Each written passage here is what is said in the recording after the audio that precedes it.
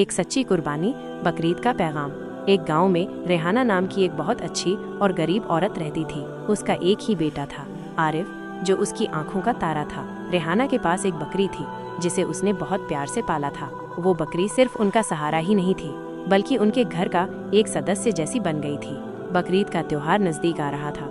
आरिफ ने अपनी माँ से कहा, अम्मी, सब लोग बकरीद पर कुर्बानी करते हैं, क्या हम भी कुर्बानी करेंगे? रेहाना को आरिफ की बात सुनकर थोड़ी उदासी हुई। वो जानती थी कि उनके पास उस बकरी के अलावा और कुछ नहीं था और वही बकरी उनकी रोजी रोटी थी, लेकिन वो अपने बेटे की खुशी भी देखना चाहती थी।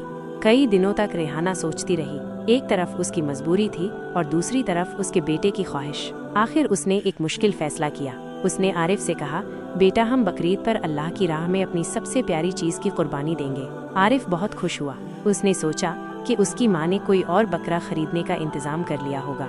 बकरीद के दिन जब सब लोग अपनी कुर्बानी की तैयारी कर रहे थे, रेहाना ने अपनी उसी प्यारी बकरी को सजाया। आरिफ ने जब अपनी माँ को बकरी को कुर्बानी के लिए ले जाते देखा तो वो हैरान रह गया। उसने अपनी माँ से पूछा, अम्मी, ये क्या, हम इसकी कुर्बानी क्यों दे रहे हैं? ये तो हमारी अपनी बकरी है।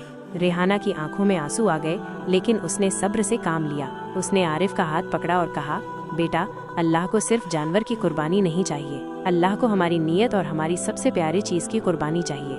हमने इस बकरी को बड़े प्यार से पाला है और यही हमारी सबसे कीमती चीज है। जब हम अपनी सबसे प्यारी चीज को अल्लाह की राह में कुर्बान करते हैं, तभी वो सच्ची कुर्बानी होती है।